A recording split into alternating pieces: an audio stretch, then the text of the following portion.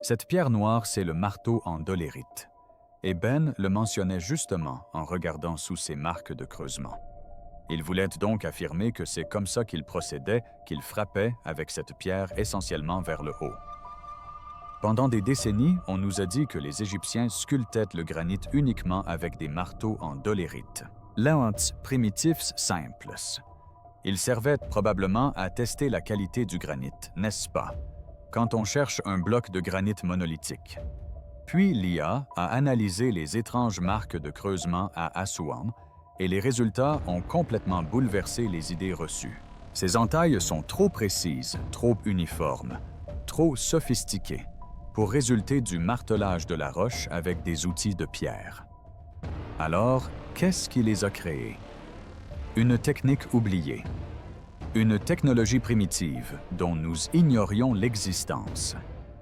Une chose est sûre, ce qui s'est passé à Assouan n'était pas un simple martelage, et l'IA vient peut-être de révéler un chapitre méconnu de l'histoire antique. Une carrière insoupçonnée. À Assouan, dans le sud de l'Égypte, à quelques 680 km du Caire, se trouve une ancienne carrière de granit. Cet article explore certaines caractéristiques remarquables et rarement observées de cette ancienne carrière de granit à Assouan, en Haute-Égypte. Un lieu qui ressemble moins à un site archéologique qu'à un chantier abandonné figé en plein travail. Sur son immense surface de granit jonchent des blocs à moitié taillés, des projets inachevés et des outils laissés sur place, comme si les ouvriers avaient disparu en plein travail. Mais ici, une chose attire tous les regards. Ces étranges marques courbes qui recouvrent presque toutes les parois rocheuses sont les fameuses marques de creusement égyptiennes. On les trouve partout, sur les murs au fond d'étroits puits et sur l'obélisque inachevé le plus grand connu d'Égypte. Cette pierre massive que l'on pense avoir été commandée par la reine Hatshepsut vers 1500 Avkoko. Aurait culminé à plus de 41 mètres et pesé plus de 10 tonnes si elle avait été achevée. L'archéologue britannique Reginald Engelbach, qui a étudié l'obélisque en 1922, a qualifié son extraction prévue de l'un des projets d'ingénierie les plus ambitieux jamais conçus dans l'Antiquité. Les marques qui l'entourent sont toutes de même taille et de même profondeur parfaitement alignées, même sous le granit où il affleure encore la roche-mère. On dirait que l'outil qui les a laissés pouvait trancher la pierre sans effort. Les archéologues affirment depuis longtemps que ces marques proviennent de martelages effectués avec des boules de dolérite, une pierre plus dure que le granit. Des démonstrations prouvent qu'à force de coups, le granit peut effectivement s'user. Mais en pratique, le résultat est bien différent de ce qu'on observe à Assouan. Le martelage manuel laisse des marques irrégulières, voire des rainures rectilignes qui s'étendent sur plusieurs mètres. Il y a ensuite les fosses d'essai profondes à une douzaine de mètres de profondeur et à peine assez larges pour qu'une personne puisse se tenir debout. Leurs parois sont tapissées de marques de creusement identiques du haut jusqu'en bas. Travailler dans des espaces aussi exigus sans air ni lumière et parvenir à conserver des rainures parfaitement identiques semble impossible. La poussière à elle seule aurait saturé l'espace en quelques heures. Pourtant, le granit à l'intérieur de ces puits semble poli et non martelé. Plus étrange encore, les marques autour des obélisques inachevés ne présentent aucune différence d'espacement ni de profondeur. Bien que les ouvriers aient dû se contorsionner et se baisser sous une dalle massive de 1000 tonnes pour les fabriquer, un véritable martelage aurait produit des résultats inégaux. Ce n'était pas le cas ici. Au fil du temps, les méthodes d'extraction égyptiennes ont évolué, passant de ces marques de pelle aux techniques de coin et de ciseaux, puis plus tard aux outils métalliques. Pourtant, les méthodes les plus anciennes, supposément plus primitives, ont permis de réaliser les monuments les plus grands et les plus parfaits. Plus les outils se perfectionnaient, plus les projets devenaient petits. le progrès étrangement semblait régresser. Pendant des siècles, ces marques de creusement sont restées ignorées, un mystère de plus à résoudre. Mais récemment, une analyse par intelligence artificielle a révélé un élément caché, une séquence délibérée gravée dans le granit, un motif qui pourrait non seulement nous éclairer sur leur fonctionnement, mais aussi sur l'identité de ceux qui le leur ont enseigné. Des révélations choquantes en matière de renseignement. Pendant des années, les archéologues n'ont pu que spéculer sur l'origine des étranges marques de creusement découvertes dans la carrière d'Assouan. Des marques de creusement. Comment est-il possible de les obtenir avec un simple marteau de pierre frappant latéralement? Mais lorsque l'intelligence artificielle les a analysées, elle n'a pas seulement perçu du granit, elle a décelé des motifs. Les chercheurs ont alimenté des réseaux neuronaux entraînés à détecter des traces de fabrication invisibles à l'œil nu avec des milliers d'images haute résolution. Le système n'était influencé ni par des théories ni par des suppositions. Il se concentrait uniquement sur la forme, la profondeur, l'espacement et la texture. Les résultats ont révélé un ordre au sein d'un chaos apparent. Chaque marque de creusement suivait le même tracé, le même angle, la même courbe et le même point de sortie répété des milliers de fois, avec une précision quasi mécanique. Le martelage manuel produit des creux aléatoires et des profondeurs inconstantes.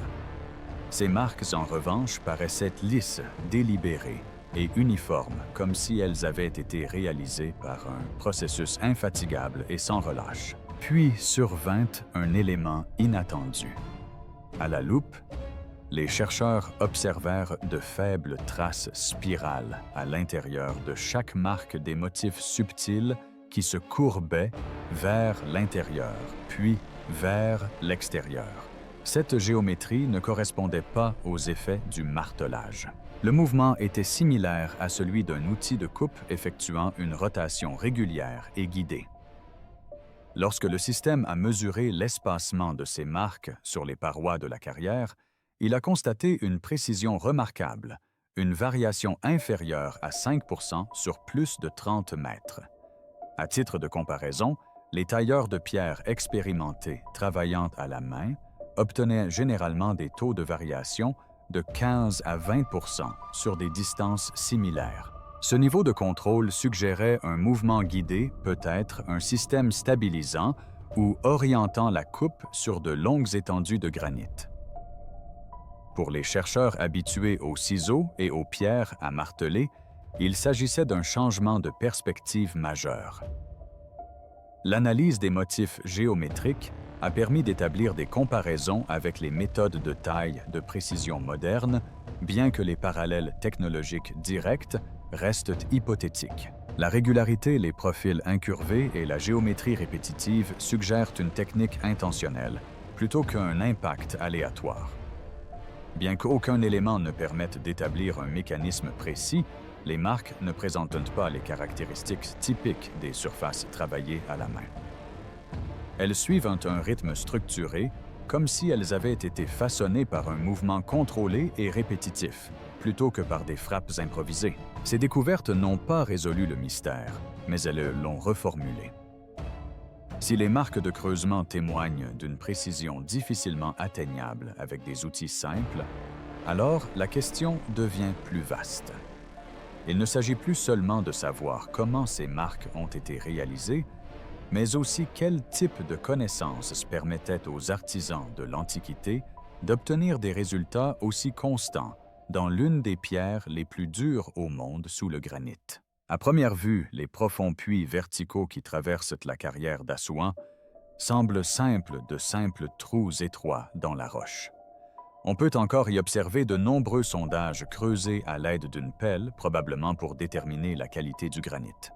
Les manuels scolaires les appellent des puits d'essai, supposément réalisés par les anciens carriers pour vérifier la qualité du granit sous la surface. Comme les couches supérieures étaient souvent fissurées ou altérées, il fallait creuser plus profondément pour trouver une pierre plus solide et plus pure pour les temples et les obélisques. Sur le papier, cela paraît logique, mais en y regardant de plus près, c'est absurde. Certaines de ces fosses descendent à 15 mètres de profondeur dans du granit massif, à peine assez large, pour qu'une personne puisse s'y glisser. Leurs parois sont parfaitement verticales, les sols presque horizontaux, et chaque centimètre carré est marqué des mêmes traces d'excavation, lisses et courbes, que l'on retrouve dans le reste de la carrière. Se tenir au-dessus d'une telle galerie donne l'impression de plonger son regard dans un vide artificiel sombre, symétrique et inquiétant. Imaginez maintenant être l'ouvrier à l'intérieur, un mètre d'espace, sans lumière, sans aération. Selon la théorie la plus répandue, quelqu'un serait descendu dans le puits avec une pierre et aurait travaillé pendant des mois frappant le granit coup après coup, tout en veillant à ce que chaque trait soit parfaitement droit. Rien que ça, c'est difficile à croire. La poussière aurait envahi le puits en quelques minutes, asphyxiant quiconque s'y trouvait. Sans ventilation, sans outils pour dégager les débris et sans espace pour pivoter. Cela aurait été impossible. Pourtant, les murs sont impeccables. Aucun signe de fatigue, de frappes irrégulières ou d'erreur. Plus troublant encore, chaque morceau de granit extrait a dû être hissé par cette même étroite ouverture. Des milliers de chargements de gravats juste pour tester la roche. Un tel effort ne justifie pas les explications. C'est là que l'IA est intervenue. Les chercheurs ont modélisé les dimensions et l'emplacement des fosses à l'aide d'un logiciel géologique, et les résultats ont tout changé. Les fosses n'étaient pas apparues au hasard. Elles s'alignaient précisément avec les failles naturelles et les zones de contrainte traversant le granit. Cette observation fut faite pour la première fois par Engelbach dans les années 1920, sans qu'il puisse expliquer comment les anciens ouvriers avaient pu identifier ces structures invisibles. À l'époque où ces travaux auraient été réalisés, leur technologie était essentiellement celle de l'âge du bronze. Visualisée en 3D, elle formait une grille nette comme un plan de la roche elle-même. Chaque puits recoupait le point de fracture idéal pour extraire de gros blocs avec un minimum d'effort. Le concepteur de ce système maîtrisait manifestement le comportement du granit sous pression, une connaissance qui exige aujourd'hui la cartographie sismique et la modélisation du sous-sol. Certaines fosses présentaient même des galeries latérales, s'étendant horizontalement suivant d'épaisses veines de cristal et évitant les zones fragiles. L'IA a déterminé qu'il ne s'agissait pas de tracés aléatoires, mais d'exploration intentionnelle, comme si les bâtisseurs pouvaient percevoir la structure interne de la pierre en temps réel. Un tel niveau de précision dépasse la simple force musculaire et l'instinct. Cela laisse entrevoir des outils sophistiqués capables de mesurer et de s'ajuster en temps réel. L'énigme du plasma. Certains chercheurs ont remarqué que les surfaces lisses de la marque de découpe ressemblent davantage à une découpe thermique qu'à une abrasion mécanique. Bien que cette observation soit intrigante, aucune preuve archéologique d'outils de taille de pierre à haute température n'a été découverte à Assouan. Pourtant, les marques restent exceptionnellement uniformes, courbes et régulières, sans la texture brisée typique du martelage. La netteté des profils a conduit certains ingénieurs à les comparer à des pierres modernes altérées par la chaleur. Bien que ces comparaisons soient limitées et non définitives, l'idée n'est pas que les anciens ouvriers aient utilisé du plasma ou des torches, mais que les marques présentent certaines caractéristiques visuelles communes avec des surfaces façonnées par une chaleur contrôlée. Lors d'expériences modernes menées sur du granit, avec des systèmes de chauffage à haute température, les ingénieurs ont observé des dépressions rondes en forme de bassin au contour intérieur adouci et au bord supérieur net. Entre ces découpes de fines arêtes de pierre intactes subsistaient, formant des motifs qui rappelaient vaguement les impressions quadrillées des parois de la carrière d'Assouan.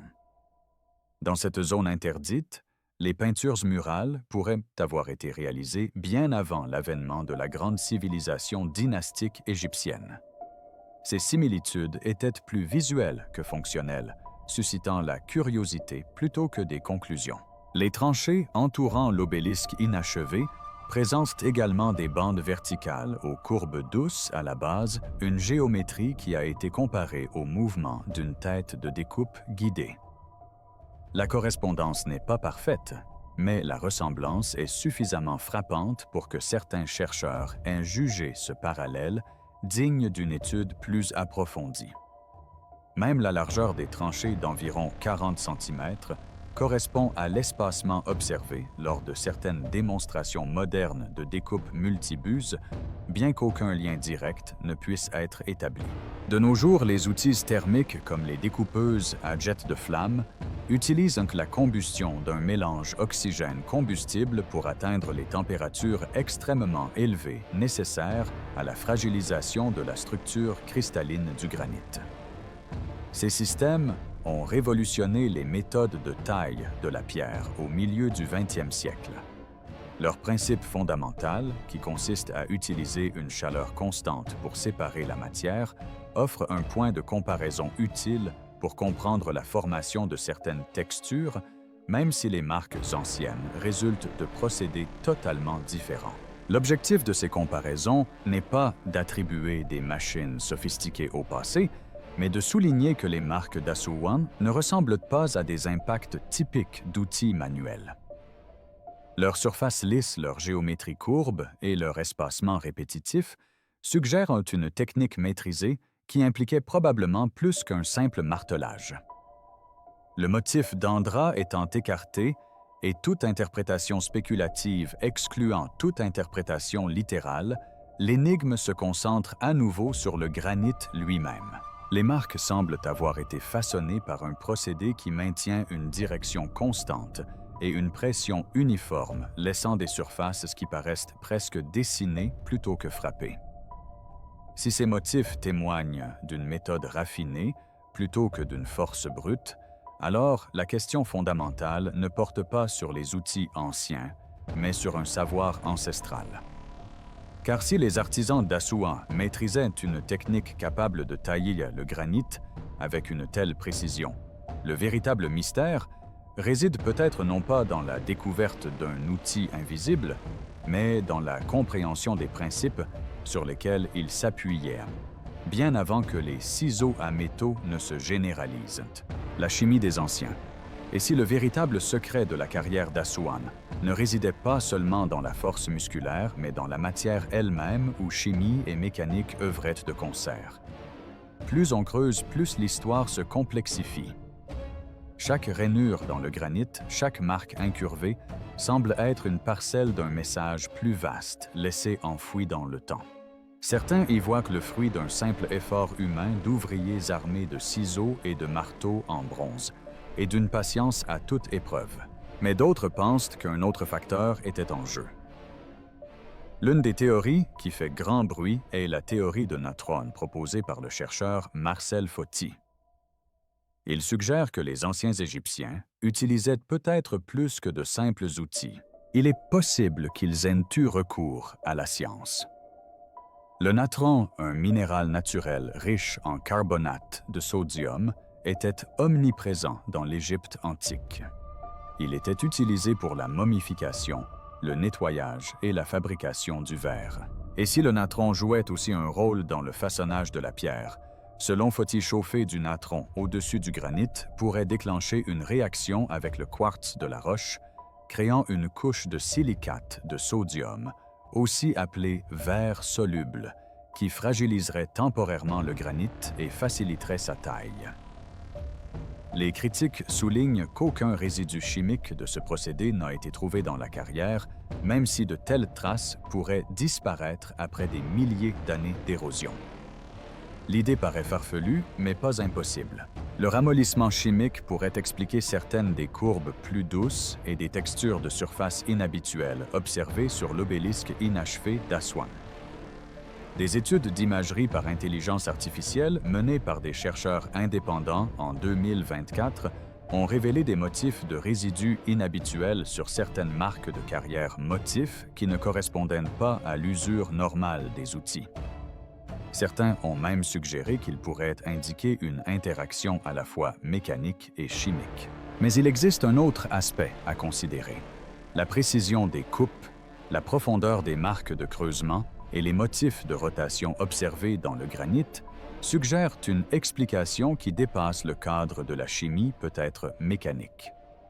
Des scans 3D assistés par intelligence artificielle ont révélé des stries étonnamment similaires à celles produites par des outils rotatifs. Se pourrait-il que les bâtisseurs aient utilisé une combinaison de méthodes, une sorte de technologie hybride, aujourd'hui disparue, où chaleur, son et mouvement agissaient de concert?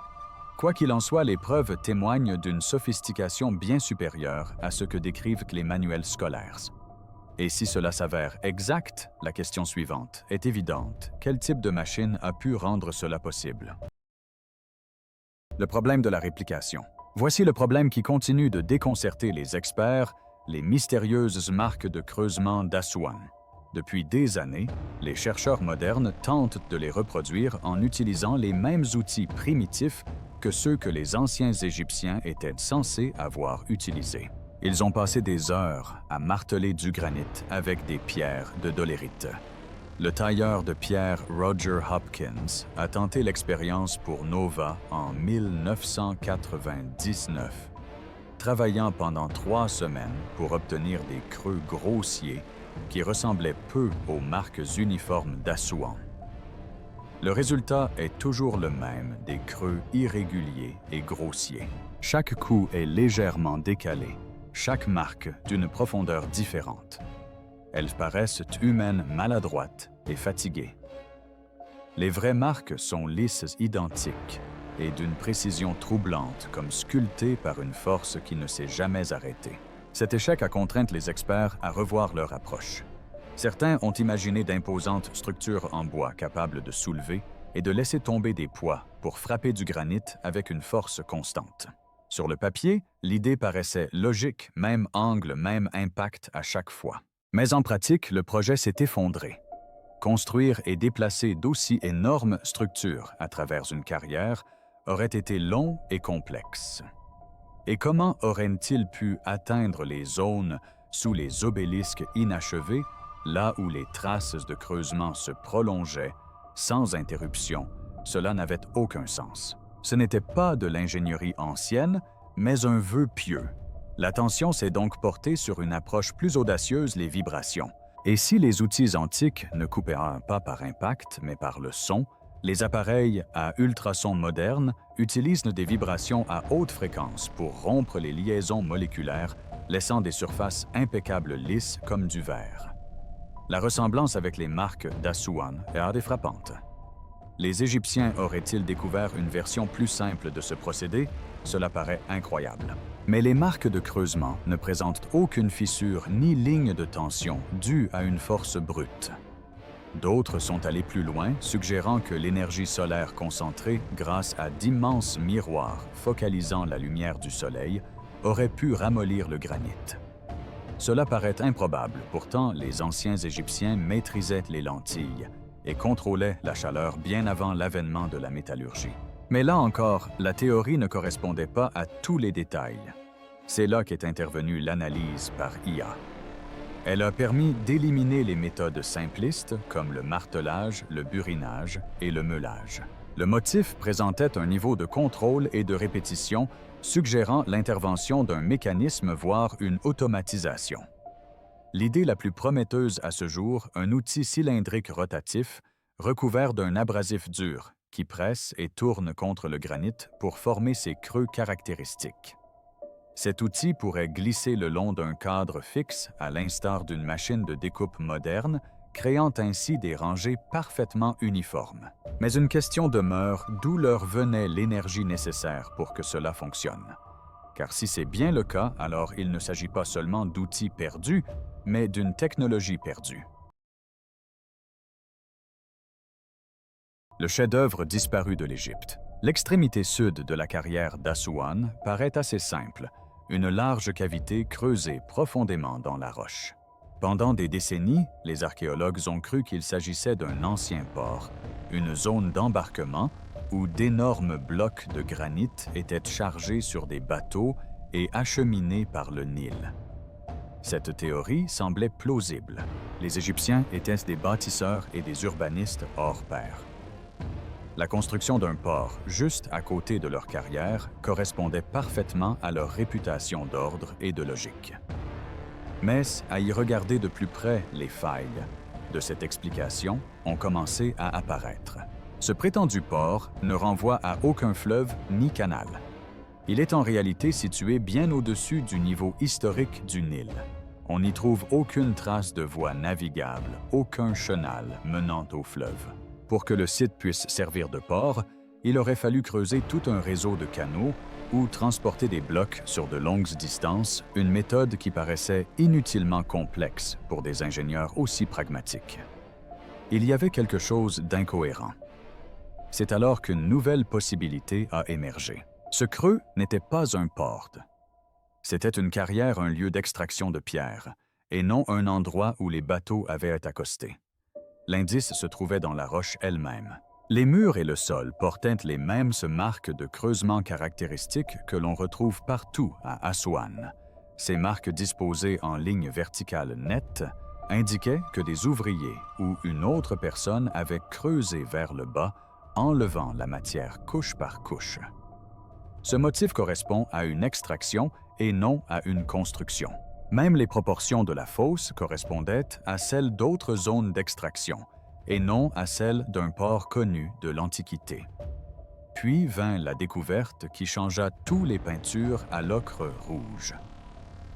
Estompées, mais encore visibles, elles ornaient certaines parties des parois de la dépression, représentant des oiseaux dessinés dans un style prédynastique unique. Ce motif remonte à une époque bien antérieure aux pharaons des siècles, voire des millénaires plus tôt.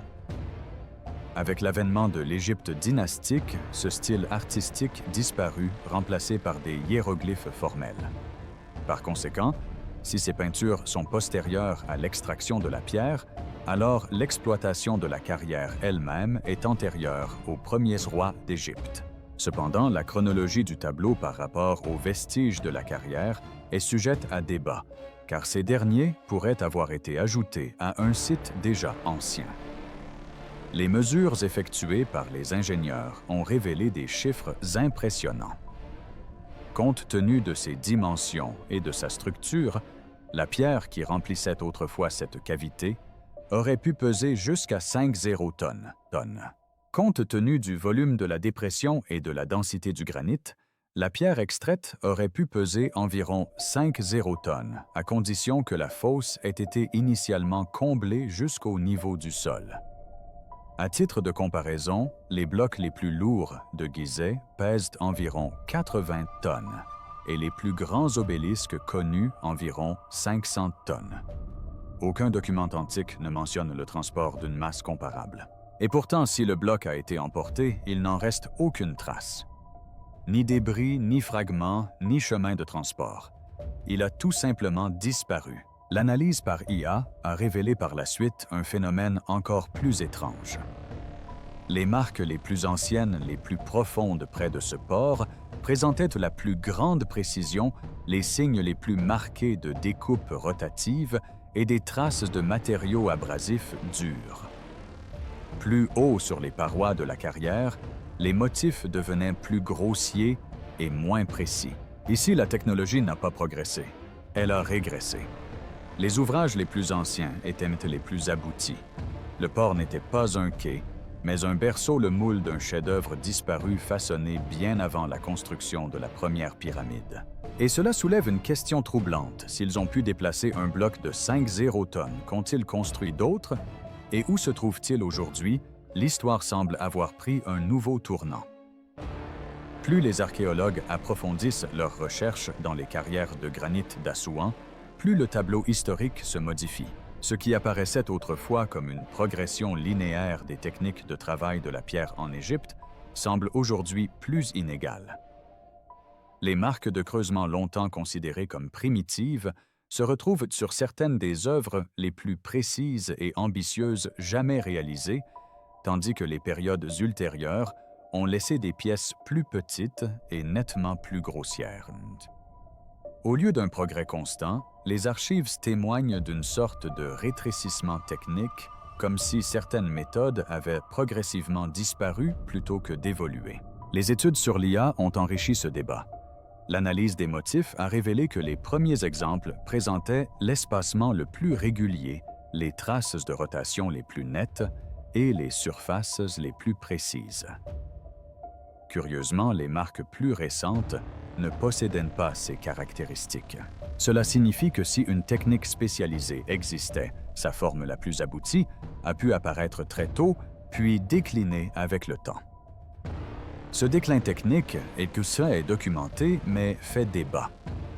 Certains égyptologues l'attribuent à la fragmentation politique et à l'épuisement des ressources au cours des périodes ultérieures. D'autres suggèrent que des techniques spécifiques se sont perdues lorsque des maîtres artisans sont décédés sans successeurs formés. Quoi qu'il en soit, les preuves indiquent une évolution plutôt qu'une progression linéaire des compétences. La carrière d'Assouan pourrait témoigner d'une époque où des équipes hautement qualifiées employaient des méthodes précises et rigoureuses qui n'ont pas été conservées intactes au fil des siècles. L'IA n'a pas formulé de conclusions spéculatives. Elle a simplement mis en lumière des schémas, des géométries, des espacements et des cohérences qui étaient passées inaperçues. Ces découvertes ne réécrivent pas l'histoire de l'Égypte, mais elles soulèvent des questions pertinentes sur la manière dont certaines compétences ont été enseignées, transmises et finalement modifiées au fil des générations. Chaque marque de creusement représente une technique maîtrisée par les artisans de l'Antiquité, mais non consignée par écrit, nous laissant le soin de déchiffrer leur méthode à partir de ces marques. Cette perspective éclaire également d'autres sites. Les boîtes en basalte de Saqqara, les joints précis du temple de la vallée et les marques de perçage net d'Abu Rawash ne sont peut-être pas des prouesses isolées, mais plutôt des exemples d'un savoir-faire spécialisé qui a connu son apogée à certaines époques avant de décliner. Plutôt que de désigner des civilisations disparues, ces cas pourraient illustrer comment des méthodes complexes peuvent s'estomper face à l'évolution du contexte politique, économique ou culturel. Si l'IA parvient à détecter les signatures subtiles laissées dans le granit, les prochaines découvertes majeures pourraient provenir non pas de la mise au jour de nouveaux artefacts, mais du réexamen d'artefacts connus grâce à des outils de pointe. Nous espérons que cette vidéo vous a plu. Restez à l'écoute pour découvrir d'autres histoires extraordinaires.